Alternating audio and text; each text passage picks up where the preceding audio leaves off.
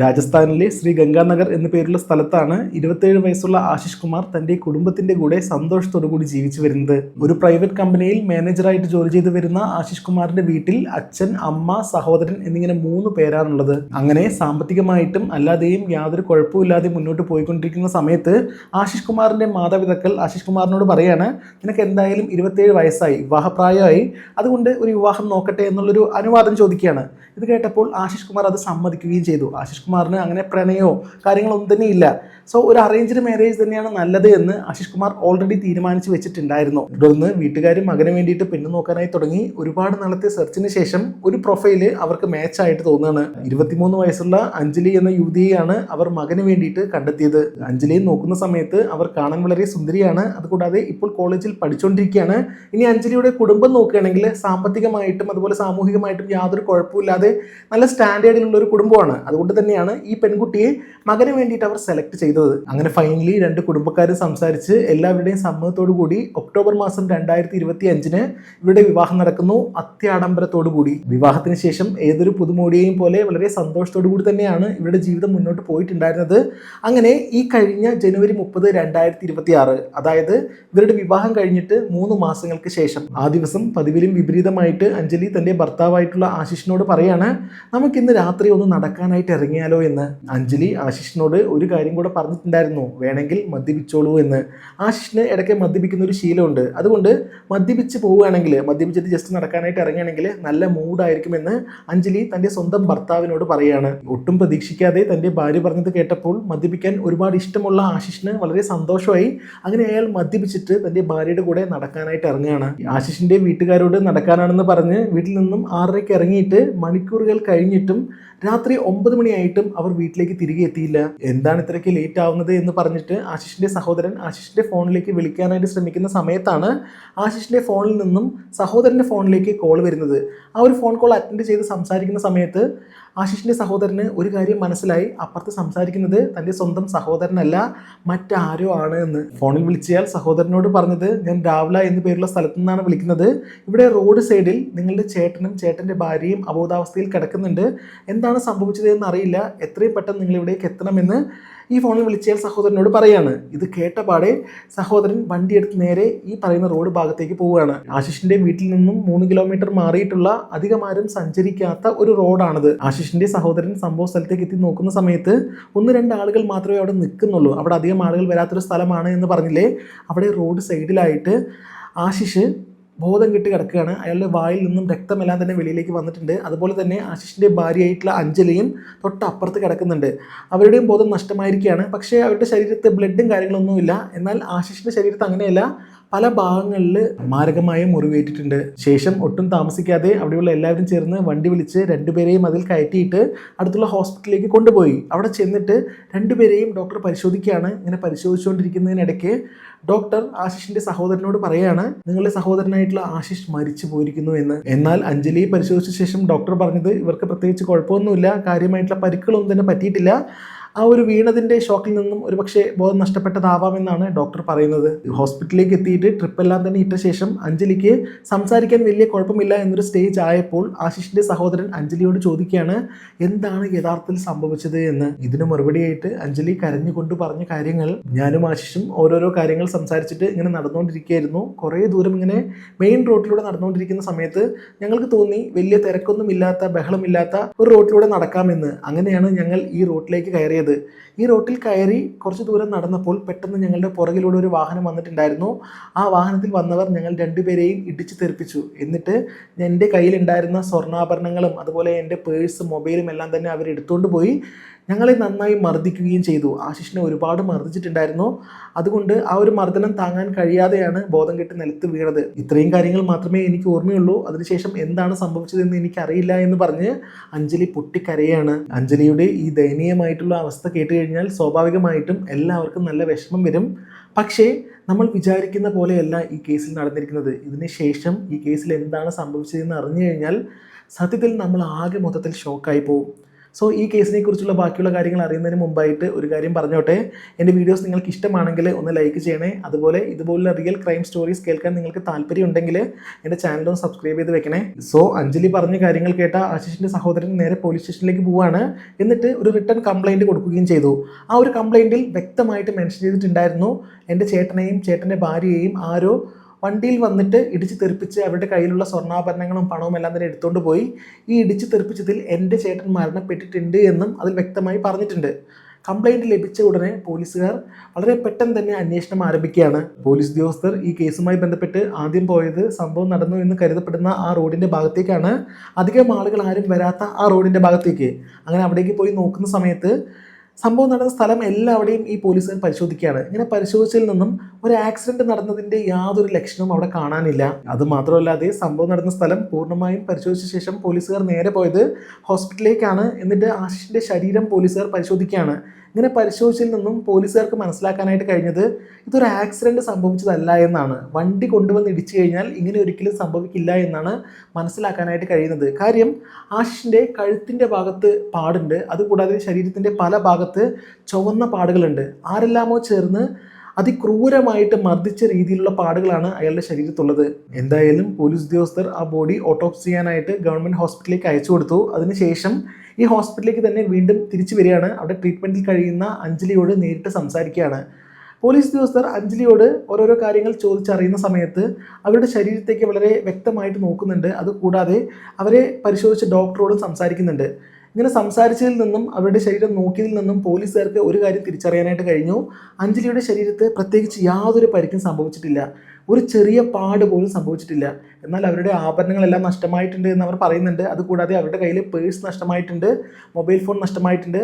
പക്ഷേ ഇവർക്ക് യാതൊരു പരിക്കും സംഭവിച്ചിട്ടില്ല. വണ്ടി കൊണ്ടുവന്ന് ഇടിക്കുക എന്ന് പറയുമ്പോൾ ഒരു പക്ഷേ ഇടിച്ചിട്ടൊന്നും ആയില്ല എങ്കിലും തെറിച്ച് വീഴുന്ന സമയത്ത് എവിടെയെങ്കിലൊക്കെ ചെറിയ പരിക്കുകളെങ്കിലും ഉണ്ടാവില്ലേ? അതൊന്നുമില്ല. ഡോക്ടറോട് പോലീസുകാർ സംസാരിച്ച സമയത്ത് അവരും പറയുന്നത് അത് തന്നെയാണ്, അഞ്ജലിക്ക് പ്രത്യേകിച്ച് യാതൊരു കുഴപ്പവും സംഭവിച്ചിട്ടില്ല എന്ന്. ഓക്കെ, ഇത്രയും കാര്യങ്ങൾ മനസ്സിലാക്കിയ ശേഷം പോലീസ് ഉദ്യോഗസ്ഥർ അഞ്ജലിയുടെ മൊഴിയെടുക്കുകയാണ്. എന്താണ് യഥാർത്ഥത്തിൽ സംഭവിച്ചതെന്ന് ചോദിച്ച സമയത്ത് അഞ്ജലി ആശിഷിൻ്റെ സഹോദരനോട് എന്താണോ പറഞ്ഞത് അത് തന്നെയാണ് ആവർത്തിച്ച് പറയുന്നത്. ഞങ്ങൾ നടന്നു പോയിക്കൊണ്ടിരിക്കുന്ന സമയത്ത് പെട്ടെന്ന് പുറകിൽ നിന്നും ഒരു വണ്ടി വന്നിട്ട് ഞങ്ങൾ രണ്ടുപേരെയും ഇടിച്ച് തെറിപ്പിച്ചു. ഞങ്ങൾ രണ്ടുപേരും റോഡിൽ വീണു. അങ്ങനെ വീണ സമയത്ത് എൻ്റെ ശരീരത്തിലുണ്ടായിരുന്ന ആഭരണങ്ങളെല്ലാം തന്നെ അവർ എടുത്തുകൊണ്ട് പോയി. എൻ്റെ മൊബൈൽ ഫോൺ എടുത്തു, എൻ്റെ പേഴ്സ് എടുത്തുകൊണ്ട് പോയി.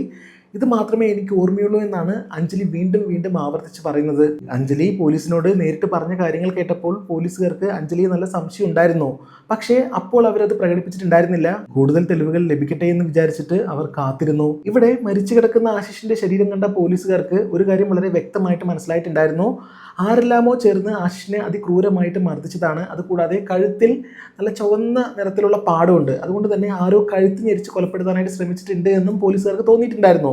ഓട്ടോപ്സി റിപ്പോർട്ട് വന്നാൽ അത് തന്നെയാണ് സംഭവിച്ചത് എന്ന് ഉറപ്പിക്കാനായിട്ട് കഴിയും. അതുകൂടാതെ ഇവർ നടന്നു പോയ ഒരു റോഡ് എന്ന് പറഞ്ഞില്ലേ, അത് അധികം ആളുകൾ വരാത്തൊരു സ്ഥലമാണ്.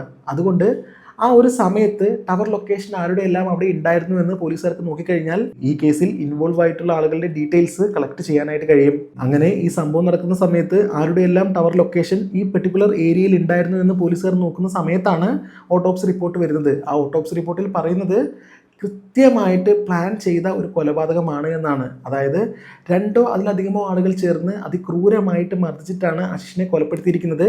അതുകൂടാതെ കൈ കൊണ്ട് കഴുത്ത് ഞെരിച്ചിട്ടാണ് കൊലപ്പെടുത്തിയിരിക്കുന്നത്. അഞ്ജലി പോലീസിനോട് പറഞ്ഞ കാര്യങ്ങളെല്ലാം തന്നെ നുണയാണെന്ന് തെളിവ് സഹിതം പോലീസുകാർ ഇപ്പോൾ മനസ്സിലാക്കി. തുടർന്ന് അന്വേഷണ ഉദ്യോഗസ്ഥർ ആ ഒരു ലൊക്കേഷനിൽ ആരുടെയെല്ലാം മൊബൈലാണ് ആക്ടിവേറ്റ് ആയിരിക്കുന്നത് എന്ന് നോക്കുന്ന സമയത്ത് ആശിഷിന്റെയും അഞ്ജലിയുടെയും കൂടാതെ സഞ്ജു, രോഹിത്, ബദൽ എന്നീ 3 ആളുകളുടെ മൊബൈൽ അവിടെ ആക്ടിവേറ്റ് ആയിട്ടുണ്ട്. അഞ്ജലിക്ക് അഞ്ജലിയുടെ ഭർത്താവായിട്ടുള്ള ആശിഷിന്റെ മരണവുമായിട്ട് ബന്ധമുണ്ട് എന്ന് ഉറപ്പിച്ച ശേഷം പോലീസുകാർ അഞ്ജലിയുടെ മൊബൈൽ നമ്പർ ട്രാക്ക് ചെയ്യാണ്. ആരെയെല്ലാം അഞ്ജലി വിളിക്കുന്നുണ്ട്, സംസാരിക്കുന്നുണ്ട് എന്നുള്ള കാര്യങ്ങൾ ഡീറ്റെയിൽ ആയിട്ട് നോക്കുകയാണ്. ഇങ്ങനെ നോക്കിയ സമയത്ത് സഞ്ജു എന്ന് പേരുള്ള ഒരാളെ അഞ്ജലി നിരന്തരമായിട്ട് വിളിക്കുന്നുണ്ട്. സഞ്ജു എന്ന് പേരുള്ള ഈ വ്യക്തി അഞ്ജലിയെയും നിരന്തരമായിട്ട് വിളിക്കുന്നുണ്ട്. അഞ്ജലി ഇതിനു മുമ്പ് എല്ലാം തന്നെ സഞ്ജുവിന് അയച്ച മെസ്സേജുകൾ വായിച്ച് നോക്കുന്ന സമയത്ത് വൃത്തികെട്ട രീതിയിലുള്ള മെസ്സേജുകളാണ് അങ്ങോട്ടും ഇങ്ങോട്ടും അയച്ചിരിക്കുന്നത്. അതായത് ശാരീരിക ബന്ധത്തിൽ ഏർപ്പെടുന്ന സമയത്ത് എന്തെല്ലാം കാര്യങ്ങളാണോ പറയുന്നത് അതാണ് ഇവർ മെസ്സേജിലൂടെ അങ്ങോട്ടും ഇങ്ങോട്ടും പറഞ്ഞുകൊണ്ടിരിക്കുന്നത്.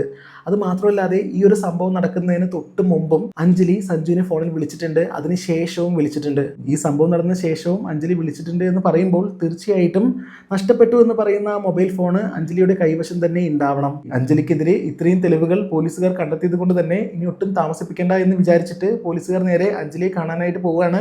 എന്നിട്ട് അറസ്റ്റ് ചെയ്ത് സ്റ്റേഷനിലേക്ക് കൊണ്ടുപോവുകയാണ്. പോലീസുകാർ അഞ്ജലിയെ ചോദ്യം ചെയ്യുന്ന സമയത്ത് അഞ്ജലി പറയുന്നത് അതൊരു ആക്സിഡന്റ് സംഭവിച്ചത് തന്നെയാണ്, ഈ കേസുമായിട്ട് എനിക്ക് യാതൊരു ബന്ധവുമില്ല, ഞാൻ എൻ്റെ ഭർത്താവിനെ ഇല്ലാതാക്കാനായിട്ട് ശ്രമിക്കുകയോ, ഞങ്ങളുടെ വിവാഹം കഴിഞ്ഞിട്ട് വെറും 3 മാസം മാത്രമേ ആയിട്ടുള്ളൂ എന്നൊക്കെ പറഞ്ഞിട്ട് അഞ്ജലി കരയാണ്. അവസാനം പോലീസുകാർ കണ്ടെത്തിയ തെളിവുകളെല്ലാം തന്നെ അഞ്ജലിയുടെ മുന്നിൽ വെച്ചു. എന്നിട്ട് പോലീസുകാർ വീണ്ടും ചോദ്യം ചെയ്തു. ഇപ്പോൾ അഞ്ജലിക്ക് മനസ്സിലായി ഇനി നുണ പറഞ്ഞ് പിടിച്ചു നിൽക്കാനായിട്ട് കഴിയില്ല എന്ന്. അങ്ങനെ യഥാർത്ഥത്തിൽ എന്താണ് സംഭവിച്ചതെന്ന് അഞ്ജലി പോലീസുകാരോട് തുറന്നു പറയുകയാണ്. ആശിഷുമായിട്ടുള്ള അഞ്ജലിയുടെ വിവാഹം നടക്കുന്നതിന് മുമ്പ് അഞ്ജലിക്ക് ഒരാളോട് പ്രണയം ഉണ്ടായിരുന്നു. അയാളുടെ പേരാണ് സഞ്ജു. ഈ സഞ്ജു അഞ്ജലിയുടെ വീടിന് തൊട്ടടുത്ത് തന്നെയാണ് താമസിക്കുന്നത്. ഇവർ രണ്ടുപേരും മറ്റാരും അറിയാതെ പ്രണയിച്ച് മുന്നോട്ട് പോയിക്കൊണ്ടിരിക്കുന്ന സമയത്താണ് അഞ്ജലിക്ക് ആശിഷിന്റെ വിവാഹാലോചന വരുന്നത്. ഇങ്ങനൊരു വിവാഹാലോചന വീട്ടുകാർ കൊണ്ടുവന്നപ്പോൾ സഞ്ജുവിനെ തനിക്ക് ഇഷ്ടമാണെന്ന് വീട്ടുകാരോട് തുറന്നു പറയാനുള്ളൊരു ധൈര്യം അഞ്ജലിക്ക് ഉണ്ടായിരുന്നില്ല. അങ്ങനെ വീട്ടുകാർ കൊണ്ടുവന്ന ആ ഒരു പ്രപ്പോസൽ അഞ്ജലി അംഗീകരിക്കുകയാണ്. സ്വന്തം വീട്ടുകാരോട് തുറന്നു പറയാൻ ധൈര്യമില്ലാത്തത് കൊണ്ട് വിവാഹത്തിന് അഞ്ജലി സമ്മതിച്ചുവെങ്കിലും വിവാഹത്തിന് ശേഷം പൊരുത്തപ്പെട്ടു പോകാനായിട്ട് അഞ്ജലിക്ക് കഴിയുന്നില്ല. തൻ്റെ കാമുകനുമായിട്ടുള്ള കോണ്ടാക്ട് അപ്പോഴും അഞ്ജലി നിലനിർത്തി വന്നു. അങ്ങനെ അഞ്ജലിയും അഞ്ജലിയുടെ കാമുകനായിട്ടുള്ള സഞ്ജുവും ഒരു തീരുമാനമെടുത്തു, ആശിഷിനെ ഇല്ലാതാക്കുക. അതിനുശേഷം ഒരു സാഹചര്യം വരുന്ന സമയത്ത് ഇവർ രണ്ടുപേരും വിവാഹം കഴിക്കുക. ഇവരുടെ ഈ തീരുമാനപ്രകാരം ജനുവരി 30 രാത്രിയിൽ അഞ്ജലി ആശിഷിനോട് പറയാണ് നമുക്കൊന്ന് നടക്കാനായിട്ട് ഇറങ്ങാമെന്ന്. ഇങ്ങനെ നടക്കാനായിട്ട് ഇറങ്ങുന്നതിന് മുമ്പ് ഭർത്താവിന് മദ്യം കൊടുത്തു കഴിഞ്ഞാൽ അയാൾക്ക് അത്രയ്ക്ക് നല്ല ബോധം ഉണ്ടാവില്ല എന്ന് അഞ്ജലിക്ക് തോന്നുകയാണ്. അതുകൊണ്ടാണ് മദ്യപിക്കാൻ ഇഷ്ടമുള്ള ഭർത്താവിനോട് മദ്യപിച്ചോളൂ എന്നുള്ളൊരു അനുവാദം അഞ്ജലി കൊടുക്കുന്നത്. അഞ്ജലിയുടെ ഉള്ളിലേക്ക് മനസ്സിലാക്കാതെ ആശിഷ് മദ്യപിച്ചിട്ട് അഞ്ജലിയുടെ കൂടെ ഇറങ്ങി പോവുകയാണ്. ശേഷം നടന്ന് 3 കിലോമീറ്റർ കഴിഞ്ഞപ്പോൾ മറ്റാരും വരാൻ സാധ്യതയില്ലാത്ത ആ ഒരു റോട്ടിലേക്ക് അഞ്ജലി ആശിഷിനെയും കൊണ്ട് കയറുകയാണ്. അങ്ങനെ ആ റൂട്ടിൽ കയറിയിട്ട് കുറച്ച് ദൂരം കൂടെ മുന്നോട്ട് നടക്കുന്ന സമയത്ത് അവിടെ മറ്റ് 3 പേർ പതുങ്ങിയിരിക്കുന്നുണ്ടായിരുന്നു. സഞ്ജുവിന്റെ സുഹൃത്തായിട്ടുള്ള രോഹിത്തും പിന്നെ ബാദൽ എന്ന പേരുള്ള സിദ്ധാർത്ഥും. ഇവർ 3 പേരാണ് അവിടെ പതുങ്ങി നിന്നിട്ടുണ്ടായിരുന്നത്. ഇവർ 2 പേരും ആ റോഡിന്റെ സൈഡിലൂടെ ഇങ്ങനെ നടന്നു പോയിക്കൊണ്ടിരിക്കുകയാണ്. പെട്ടെന്ന് ഇവർ 3 പേരും അവരുടെ അരികിലേക്ക് വരികയാണ്. എന്നിട്ട് അവരുടെ കയ്യിൽ മാരകമായിട്ടുള്ള വടികൾ ഉണ്ടായിരുന്നു. ആ വടി കൊണ്ട് ആശിഷിന്റെ തലയ്ക്കും ശരീരത്തും എല്ലാവരുടെയും മാരകമായിട്ട് മർദ്ദിക്കുക എന്ന് പറയുമ്പോൾ കൊലപ്പെടുത്തണം എന്ന ഉദ്ദേശത്തോടു കൂടി തന്നെ തലയ്ക്കാണ് ഏറ്റവും കൂടുതലായിട്ട് അടിക്കുന്നത്. തലയ്ക്കടികൊണ്ട് ആശിഷ് ബോധം കെട്ട് വീണുവെങ്കിലും മരിച്ചു എന്ന് ഉറപ്പിക്കാൻ വേണ്ടിയിട്ട് അവർ 3 പേരും ചേർന്ന് ആശിഷിന്റെ കഴുത്ത് ഞെരിക്കുകയാണ്. അതിക്രൂരമായിട്ട് കുറേ സമയം അങ്ങനെ അമർത്തി പിടിക്കുകയാണ്. അങ്ങനെയാണ് ആശിഷിനെ ഇവർ കൊലപ്പെടുത്തുന്നത്. കാര്യങ്ങളെല്ലാം ചെയ്തു കഴിഞ്ഞപ്പോൾ ഇതൊരു ആക്സിഡന്റ് ആണ് എന്ന് വരുത്തി തീർക്കാൻ വേണ്ടിയിട്ട് വണ്ടിയിൽ വന്നവർ ഇവരെ ഇടിച്ചു തെറിപ്പിച്ചിട്ട് ഇവരുടെ സ്വർണ്ണാഭരണങ്ങളെല്ലാം തന്നെ എടുത്തുകൊണ്ട് പോയി എന്ന് വിശ്വസിപ്പിക്കാൻ വേണ്ടിയിട്ടാണ് അഞ്ജലി തൻ്റെ കൈവശമുള്ള സ്വർണ്ണാഭരണങ്ങളെല്ലാം തന്നെ സഞ്ജുവിൻ്റെ കയ്യിൽ കൊടുക്കുകയാണ്. മൊബൈൽ ഫോണും കൊടുക്കുകയാണ്. അതിനുശേഷം ആശിഷും മരിച്ചു കിടക്കുന്നതിന് തൊട്ടപ്പുറത്തായിട്ട് അഞ്ജലിയും റോഡ് സൈഡിൽ കിടക്കുകയാണ്. ആരെങ്കിലും വന്നിട്ട് ഇവരുടെ അരികിലേക്ക് വന്ന് ഈ കാര്യം എല്ലാവരെയും അറിയിക്കുന്നത് വരെ അവർ ഈ അഭിനയം തുടരുകയാണ്. തുടർന്ന് കുറച്ച് സമയം കഴിഞ്ഞപ്പോൾ അവിടേക്ക് ഒരാൾ വന്നു. അയാൾ ആശിഷും അഞ്ജലിയും റോഡ് സൈഡിൽ ഇങ്ങനെ കിടക്കുന്നത് കണ്ടു. അയാൾ നോക്കുന്ന സമയത്ത് റോഡ് സൈഡിൽ തന്നെ ആശിഷിന്റെ മൊബൈൽ ഫോൺ ഉണ്ടായിരുന്നു. അങ്ങനെ ആ ഒരു ഫോൺ എടുത്തിട്ടാണ് സഹോദരനെ വിളിക്കുന്നത്. സത്യത്തിൽ ഈ പറയുന്ന സ്ട്രേഞ്ചർ ആയിട്ടുള്ള വ്യക്തി അവിടേക്ക് വരുന്നതും ആശിഷിന്റെ ഫോൺ എടുക്കുന്നതും സഹോദരനെ വിളിക്കുന്നതും ഇങ്ങനെയുള്ള കാര്യങ്ങളൊക്കെ നടക്കുന്നത് അവിടെ അഞ്ജലി മരിച്ച് അഭിനയിക്കുകയായിരുന്നു. അതായത് ബോധം കെട്ട് വീണ പോലെ അഭിനയിച്ച് ഇതെല്ലാം മനസ്സിലാക്കുന്നുണ്ടായിരുന്നു. ഞാൻ ഈ പറയുന്നതെല്ലാം കേൾക്കുമ്പോൾ ഒരു സിനിമാ കഥ പോലെ തോന്നുന്നുണ്ട് അല്ലേ? ഇതൊക്കെ യഥാർത്ഥത്തിൽ സംഭവിച്ചതാണോ എന്ന് നിങ്ങൾക്ക് തോന്നും. പക്ഷേ ഇത് 5 ദിവസം മുമ്പോ 6 ദിവസം മുമ്പോ സംഭവിച്ചൊരു കാര്യമാണ്. എന്തായാലേ മനുഷ്യനെ പോലെ ക്രൂരമായ രീതിയിൽ ചിന്തിക്കാനായിട്ട് വേറെ ഒരു ജീവികൾക്കും സാധിക്കില്ല. വീട്ടുകാരറിയണ്ട, നാട്ടുകാരറിയണ്ട എന്നൊക്കെ വിചാരിച്ചിട്ടാണ് ഇവരുടെ പ്രണയം ഒളിപ്പിച്ച് വെച്ചത്. ഒരു വിവാഹാലോചന വന്നപ്പോൾ പോലും മറ്റാരോടും പറയാതിരുന്നത് അവരെങ്ങനെ ഇതിനെ എടുക്കുമെന്ന് അറിയാത്തത് കൊണ്ടാണ്. ഇപ്പോൾ എല്ലാവരും അറിഞ്ഞു. അറിയാത്തതായിട്ട് ആരുമില്ല. ആ സ്ഥലത്ത് നടന്നത് ഞാൻ വരെ അറിഞ്ഞു. ഞാൻ വരെ വീഡിയോ ചെയ്യുകയും ചെയ്തു. അപ്പോൾ അവർക്ക് തൃപ്തിയായിട്ടുണ്ടാവും. അഞ്ജലിക്ക് അങ്ങനെ തൻ്റെ കാമുകൻ്റെ കൂടെ മാത്രമേ ജീവിക്കാനായിട്ട് കഴിയുള്ളൂ എന്നാണെങ്കിൽ ഉപേക്ഷിച്ചിട്ട് പോയാൽ പോരെ, അല്ലെങ്കിൽ ഡിവോഴ്സ് മേടിച്ചിട്ട് പോയാൽ പോരെ. എന്തിനു വേണ്ടിയിട്ടാണ് ആ പാവത്തിനെ ഇല്ലാതാക്കിയത്? അതിനെന്തായാലും മാപ്പില്ല. അത് വല്ലാത്തൊരു എന്താണാവോ ഇങ്ങനെയൊക്കെ എന്തൊക്കെയാണെങ്കിലും ഇതുപോലുള്ള കാര്യങ്ങൾ തുടർന്ന് സംഭവിച്ച് വന്നുകൊണ്ടേ ഇരിക്കുന്നുണ്ട് കേട്ടോ.